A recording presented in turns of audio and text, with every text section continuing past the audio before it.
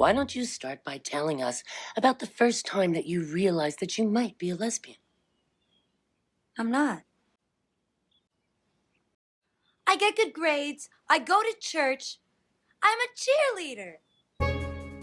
Ooh, she said the thing. Welcome all you lovely people. Happy, happy, happy Pride Month. No matter what anyone says, it will always be Pride Month. But also, not just this month. Should be every month. Celebrate who you are. So we will be talking about a couple classic LGBTQIA plus films this month. And what better than to talk about a beloved film, a beloved comedy with great heart on this subject that has one of the greatest cult followings of a film out there. From Lionsgate Films, But I'm a Cheerleader, released in 1999, starring Natasha Lyonne as Megan, a joyous high school senior cheerleader who has a tough jock boyfriend, Jared. But according to her friends and family, she exudes some different behavior because she happens to like vegetarianism and Melissa Etheridge. Could she be a lesbian? You don't even like to kiss me. It's true. Oh my God! It's more than that. Obviously, she's been looking at other female classmates in sensual ways, and even maybe a young Michelle Williams? What?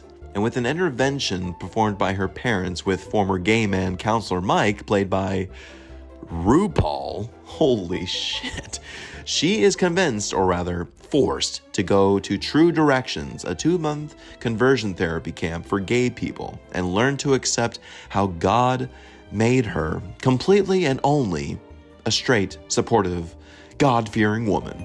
Denial is a normal part of the healing process that we'll explore at True Directions.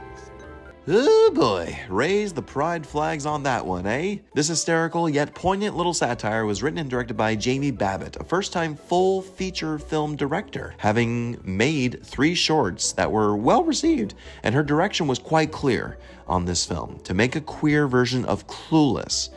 Her one-sentence pitch being 2 high school girls fall in love in a conversion therapy camp. Boom. She was given a great budget of $1 million, which in retrospect, wow, for her first feature film, even at this time of 1999, that's really good. Yeah, that's good. She achieves the style of a queer Clueless, definitely, and inspired by some John Waters in there, right?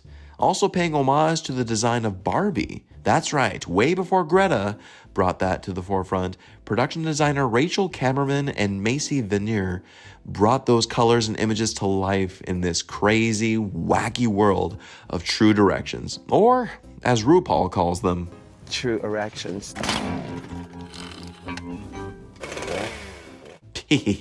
Director Babbit indeed wanted a comedy about this dear subject because at this point, any LGBTQIA themed film was always somber and sad. I mean, whenever a film would even be made directly of these points. So Babbit said this whole situation is incredibly ridiculous and bonkers of conversion therapy. Let's just make fun of it and treat it with sweet satire. And my lord, does it work with enough cutesiness to make it like a Hallmark and wholesome film. Babbit was inspired to write this coming from an article she read about a man coming from a reparative therapy camp who was made to hate himself even more than when he first got to the place. And then combining the element of Babbit's own mother owning a halfway house for young people struggling with drugs and alcohol. With Babbit being a lesbian herself, she wanted to bring the femme perspective of the gay community, a cheerleader, for it has been looked upon as a symbol of America. I mean, not the symbol, but the wholesome America of a young high school teenage girl would be, which is very smart. She also brought on up-and-coming screenwriter Brian Wayne Peterson to add on his own experiences and dialogue to the script, having worked at a prison for sex offenders. Jesus. Peterson being gay as well, it kept the production so inclusive for the themes discussed that you can already feel how significant this film was going to be.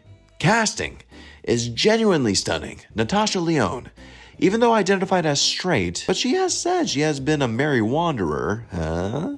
But anyway, she is wonderful in the role of Megan. and was cast based on reading her friend Clea DuVall's copy of the script, who had already been cast since Clea worked with Babbit previously. Natasha wanted to do it, and once she was screen tested, she was green lit. The chemistry that she shares with Clea is divine, and we love seeing their progression as enemies who just don't know each other at first and haven't accepted each other's journey yet into blossoming in a beautiful love, a real love story. I love the fact that Megan still can't accept her sexuality, being gay. It just doesn't make any sense for who she is.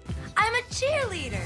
Yes, we get it. And when she gets to the camp, all the shenanigans that occur, you just can't fight it. All the rest of the inhabitants of this world are just as strong and lovely, like Dante Bosco as Dolph.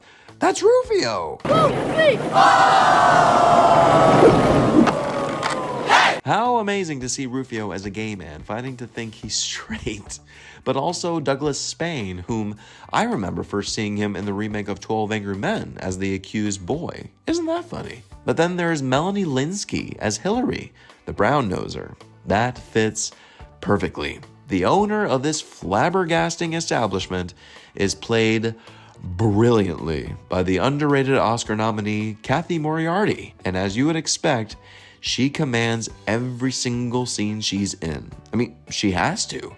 Otherwise, how can she run a successful hellhole? Get out of bed. You hormonal hussy. You were supposed to be the role model. The fact that she uses her own son as the prime example of a hetero man, even though he is straight up gay himself, is astounding. No more sipping. Jug it like a man.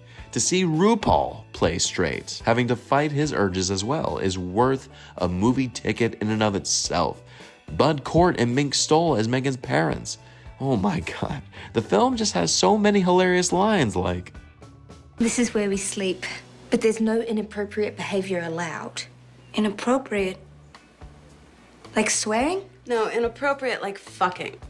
Oh, What about foreplay? No, foreplay is for sissies.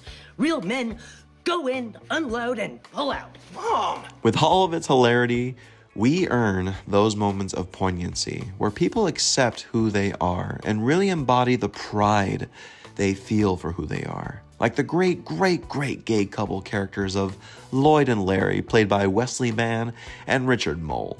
How we love those two, for they represent the strength of the wise in the gay community. For they live with picketers outside their home all the time. But they rather live with that than having to change who they are. They can take everything you have, except your dignity. So that's clear. It's not about what you wear. People have to be able to do what they want to do and follow their hearts. There is certainly the strong message that is needed for this, but it is earned through the comedy.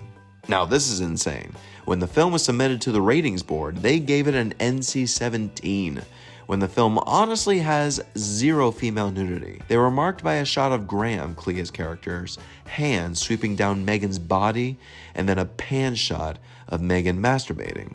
Which, I mean, come on, really? In the documentary This Film Is Not Yet Rated, which I highly recommend, Babbit talked about this in stating that she was clearly being discriminated as a gay woman, for homosexual content is always treated much more harshly than heterosexual content. So those scenes were cut in order to clear an R rating and went on to do quite well financially.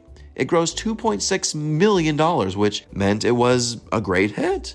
Audiences were ready for some LGBTQIA plus themes in cinema, y'all.